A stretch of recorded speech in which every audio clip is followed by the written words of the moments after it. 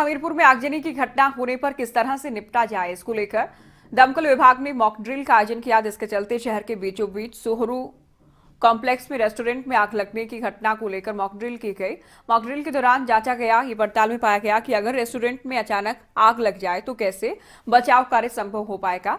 इस दौरान फायर के अधिकारी, इसके अलावा कोडल के अधिकारी और दमकल विभाग के कर्मचारियों ने पूरी मॉक ड्रिल में हिस्सा लिया।